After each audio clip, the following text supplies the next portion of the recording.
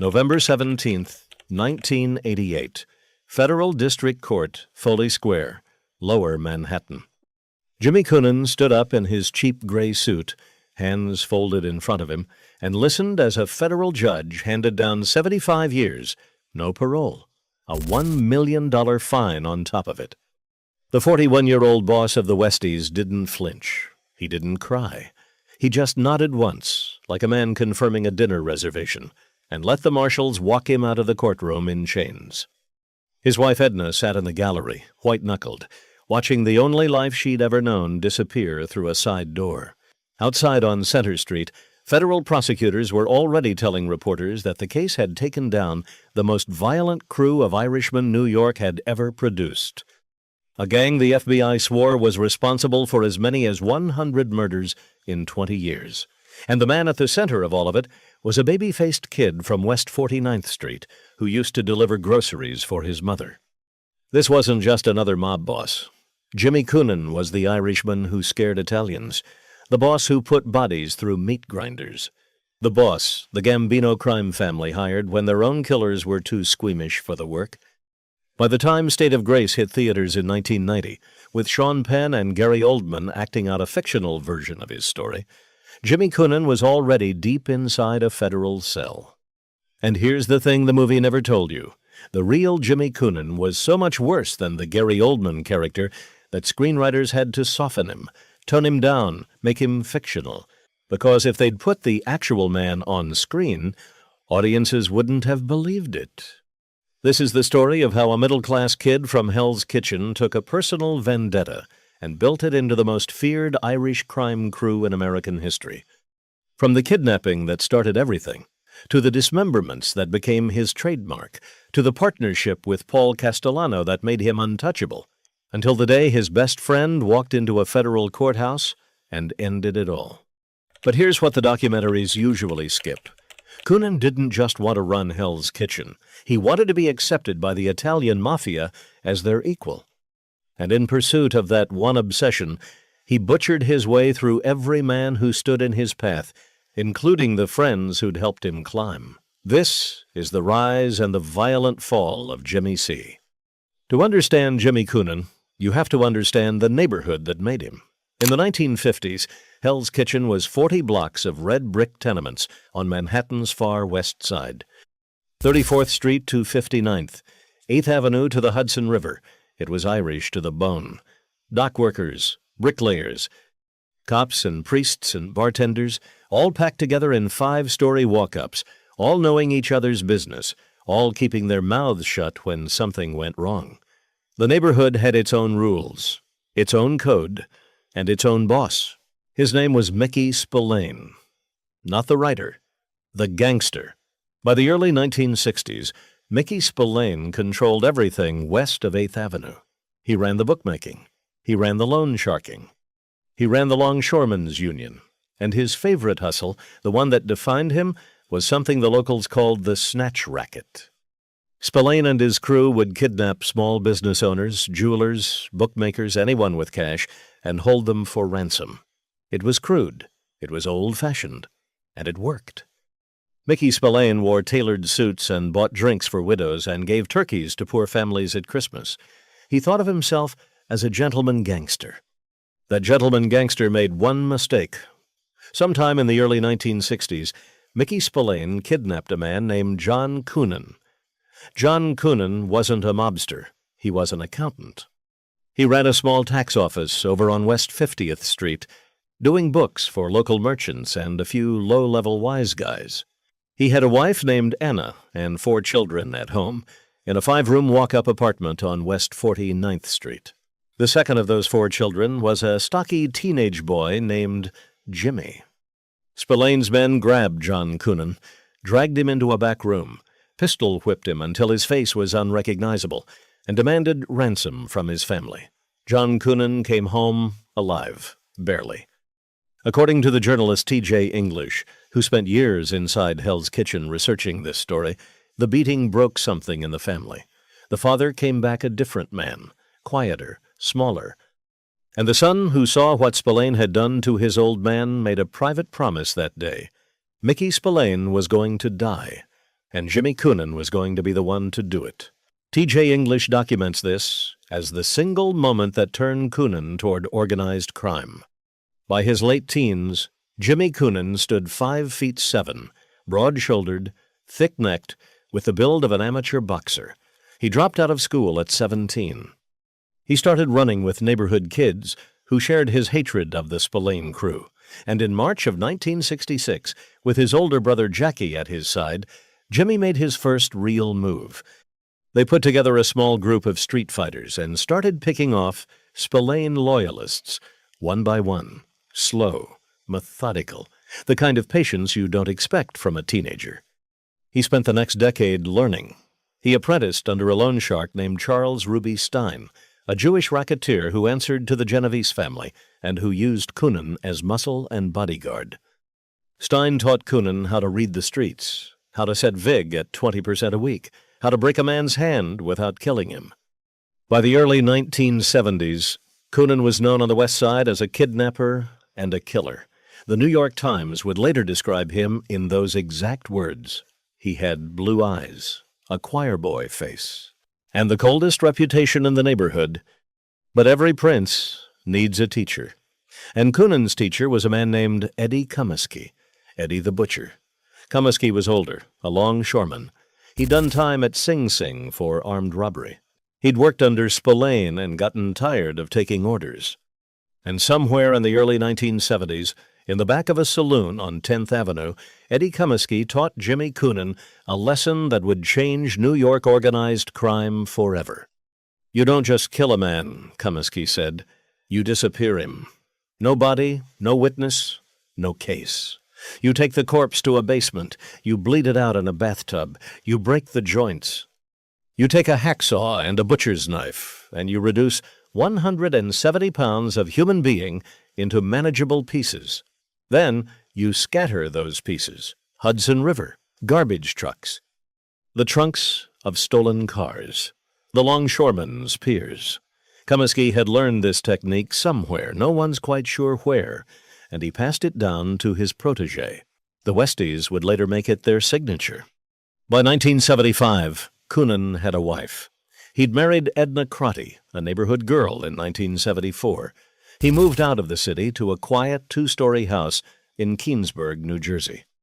To his neighbors, he was a polite Irish guy who tipped well and kept his lawn cut. To Hell's Kitchen, he was something else entirely.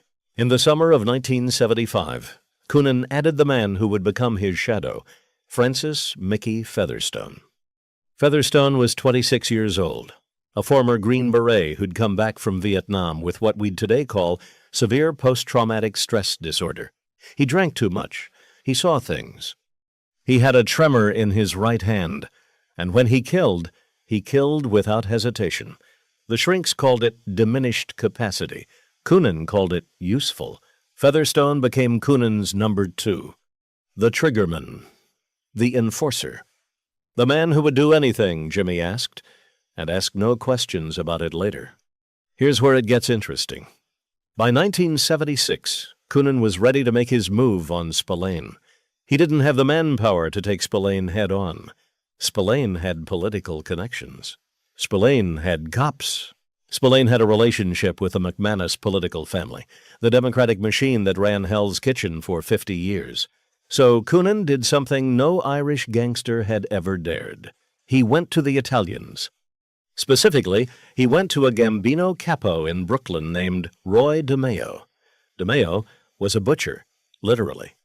He ran a crew out of a bar called the Gemini Lounge in Flatlands, and his men killed and dismembered for the Gambino family on a freelance basis. DeMeo's crew is suspected of more than 100 murders. They worked in a back apartment with a tile floor for easy cleanup. They had it down to a science. And here was Jimmy Coonan, walking into the Gemini Lounge in the spring of 1976, asking for a favor. The favor was simple. Coonan needed Mickey Spillane dead. He couldn't do it himself without sparking a war. DeMeo, who answered to Capo Anthony Gaggi, who answered to Paul Castellano, took the meeting. He listened, and eventually, after a series of negotiations that would set the price for everything that came after, Roy DeMeo agreed. But that's not the crazy part. While Coonan was setting up Spillane, his crew was systematically erasing every Spillane loyalist in Hell's Kitchen. Late 1976 was a slaughterhouse. Tom Devaney, a Spillane lieutenant, was shot and killed. Eddie the Butcher Comiskey, Coonan's own mentor, was murdered in a saloon. Some say Coonan killed him because Comiskey knew too much. The accounts vary on this. What's documented is that Eddie was shot in the back of the head while drinking a beer. Then, in January of 1977, Tom, the Greek Kapatos, another Spillane loyalist, was found dead. The Spillane organization was bleeding out one body at a time. On May 13, 1977, Mickey Spillane walked out of his apartment building in Woodside, Queens, where he'd retreated for safety. He was 43 years old. A black sedan rolled up. Roy DeMeo and another shooter pumped multiple rounds into his body. Mickey Spillane died on the sidewalk of his own apartment complex. Hell's Kitchen had a new boss. Now, you'd think that would be enough, but Coonan was just getting started. There was one problem. A big problem. His name was Charles Ruby Stein. Remember Stein? Coonan's old loan shark mentor, the Jewish racketeer who'd taught him the trade. By 1977, Coonan owed Ruby Stein a serious amount of money. Reports vary on the exact figure, but it ran into the six figures, and Ruby Stein wasn't the kind of man who forgave debts. So Coonan made a decision. He would solve the debt the way Eddie Comiskey had taught him. Make the lender disappear. In May of 1977, Coonan and his crew lured Ruby Stein to the Sunbright Bar at 736 10th Avenue. They sat him down. They had drinks. And then, according to testimony given a decade later by a former Westie named William Beatty, Coonan shot Ruby Stein in the back of the head. Then they got to work.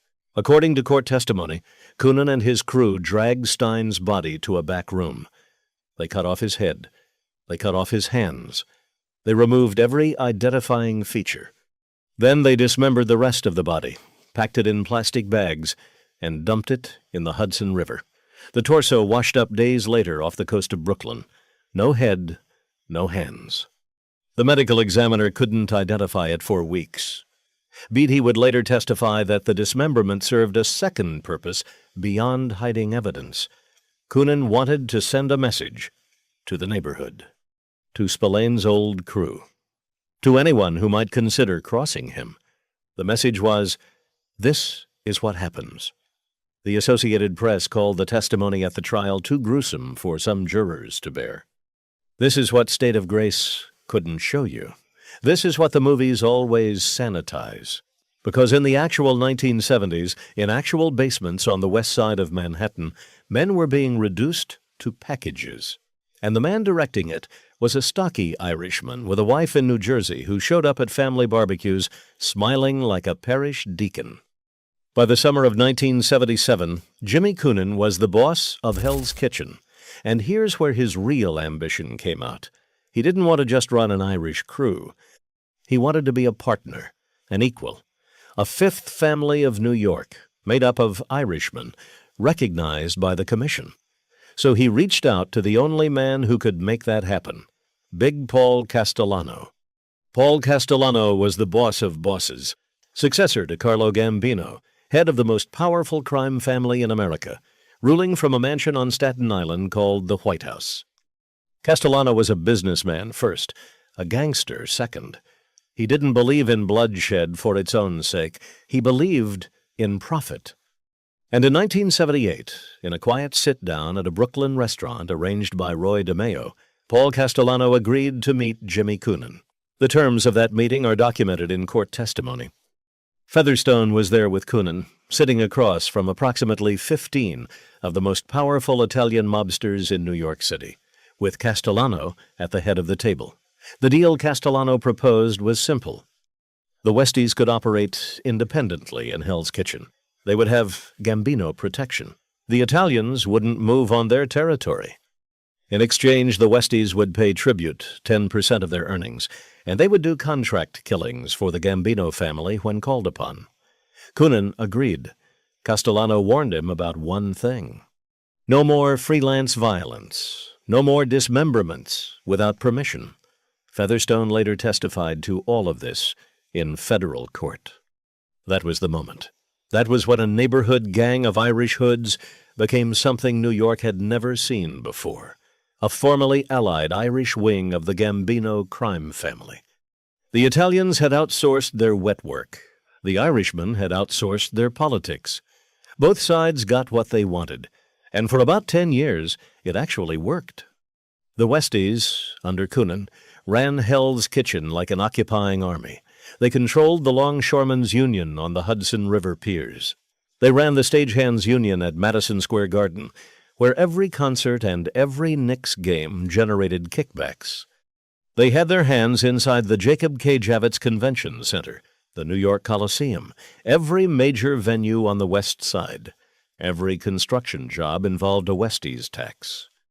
Every concession contract involved a Westies cut.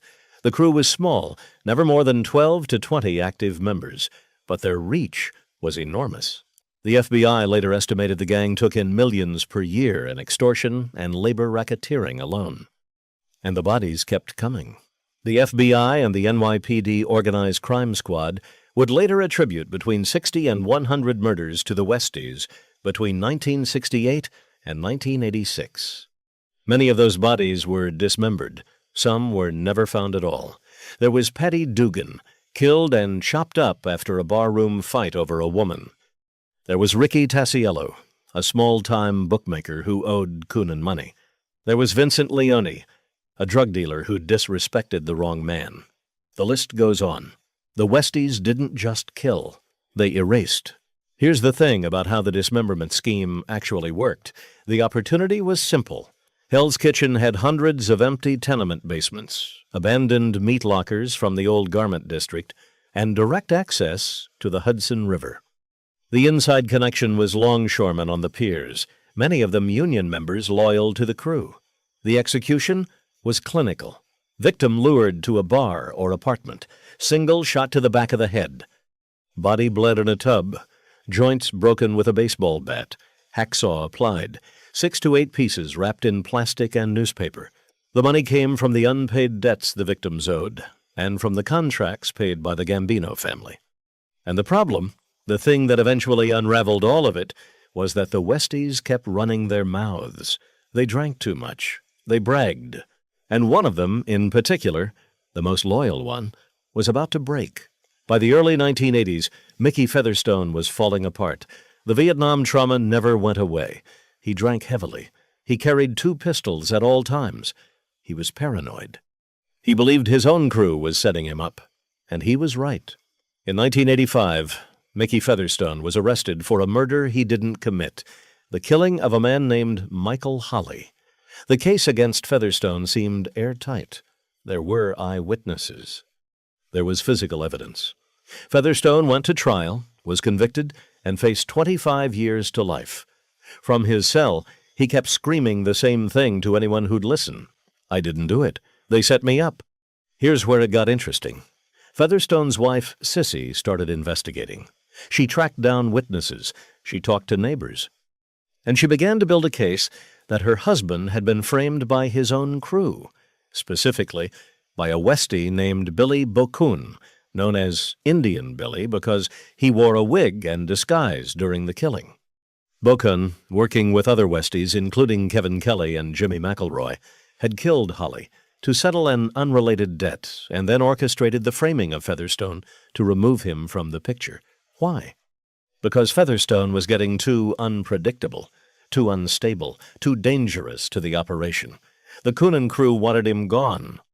When Mickey Featherstone figured out his own best friend, Jimmy Coonan, the man he'd killed for, the man he'd taken bullets for, had stood by while his crew framed him for life in prison, something inside him broke.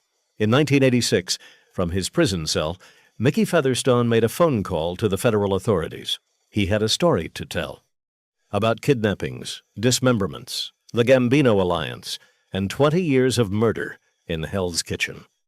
Featherstone became the first major Westie to flip. The Holly murder conviction was eventually overturned. Featherstone was exonerated and entered the Witness Protection Program. He brought everything down with him. The federal prosecutors had been trying to build a RICO case on the Westies for years and gotten nowhere. Suddenly they had the boss's right-hand man telling them everything: names, dates, body locations, the deal with Castellano, the Ruby Stein murder, all of it. But that's not even the worst part for Coonan. Once Featherstone flipped, others followed. William Beatty, the Westie who'd been at the Ruby Stein hit, agreed to testify. So did former associate Jim McElroy's cousin, who'd seen too much. The dam broke. The federal grand jury started returning indictments in 1986. The trial began in October of 1987 in the Southern District of New York. Coonan and 7 co-defendants stood accused of racketeering, murder, conspiracy, extortion, and a list of crimes that filled 47 pages of indictment. The prosecution called witness after witness. Featherstone testified for days. Beatty described, in clinical detail, how Ruby Stein had been killed and beheaded. The Associated Press reported that some jurors had to look away from the photographs. The prosecution introduced wiretaps. They introduced testimony about meetings with Castellano. They laid out the entire Gambino-Westies alliance as part of a continuing criminal enterprise. Coonan's defense was simple. He denied everything. He claimed Featherstone was a deranged Vietnam veteran with a vendetta. He claimed Beatty was a liar. But the jury didn't buy it. On March 6, 1988, after a trial that had lasted nearly 5 months, the jury returned a verdict: guilty on all counts. The judge sentenced Coonan on November 17, 1988, to 75 years in federal prison, with a recommendation that he never receive parole. Co-defendants received sentences ranging from 20 years to life. Edna Coonan, his wife, was convicted on a lesser racketeering charge for handling the crew's money. The Westies, as a functioning crew, were finished. The aftermath was a slow unraveling. Hell's Kitchen itself was changing. By the early 1990s, Manhattan's far west side was already gentrifying. The old Irish families were moving out. Real estate developers were moving in. The tenements where Coonan had grown up were being torn down or converted into luxury condos. The bars where Eddie Comiskey had taught his butcher's lessons were closing. A Yugoslavian mobster named Bosko Radonjic, known as the Yugo, took over what was left of the crew for a few years, but it was a shadow of what Coonan had built. By the late 1990s, the Westies as a recognized organized crime entity simply ceased to exist. Roy DeMeo, the Gambino butcher who'd helped Coonan rise, was murdered by his own crew in January of 1983, his body found stuffed in the trunk of his Cadillac. Paul Castellano was assassinated outside Sparks Steakhouse at 210 East 46th Street on December 16, 1985, in a hit ordered by John Gotti. The men who'd made the Westies possible were dead before Coonan even went to trial. Mickey Featherstone disappeared into witness protection. He's still alive somewhere, as of recent reports, an old man with a different name, living quietly with his wife Sissy. He never killed again. He never returned to Hell's Kitchen. Jimmy Coonan is still alive, too. He's 79 years old. He's incarcerated at FCI Schuylkill in Pennsylvania. According to court filings from his recent parole and compassionate release attempts, he has lost all of his teeth in prison. He suffers from partial deafness, obesity, high blood pressure, high cholesterol, and a form of skin cancer. In 2023, his attorneys filed a motion asking for home confinement so he could care for his elderly wife Edna at their home in Hazlet, New Jersey. The motion noted that Edna was in declining physical and neurological health.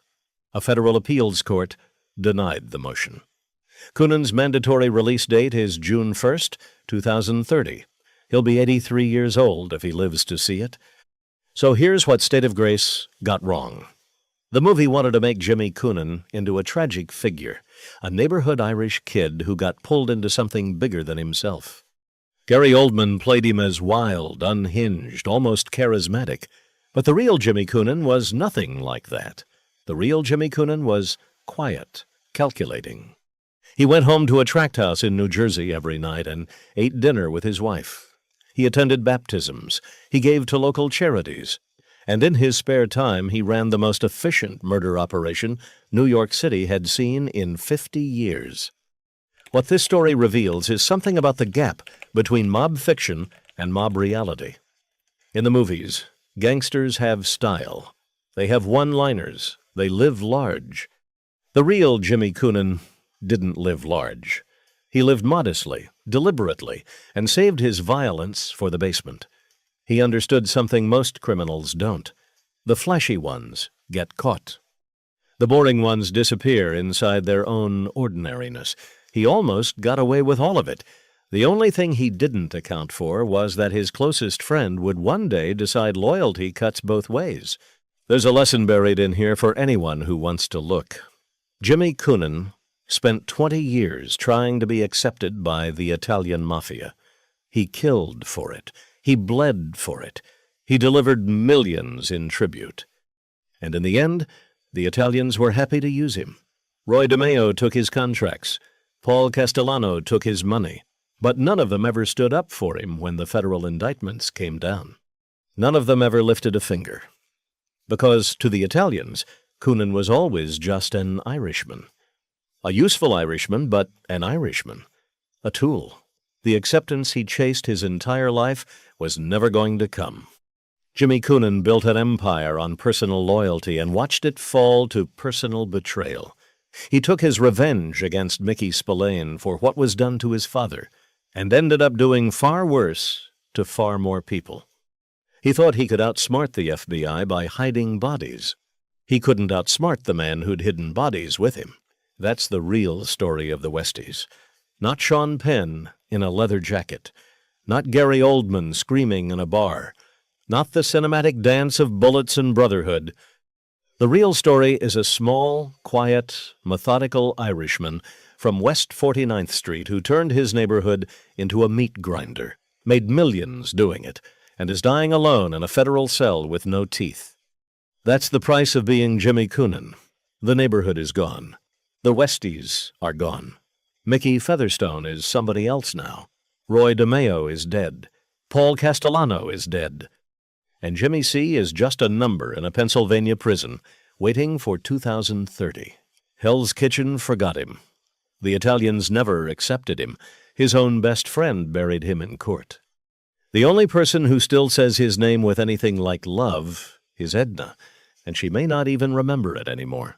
That's the real Jimmy Coonan. Worse than the movie, smaller than the legend, and exactly as dangerous as everyone said he was.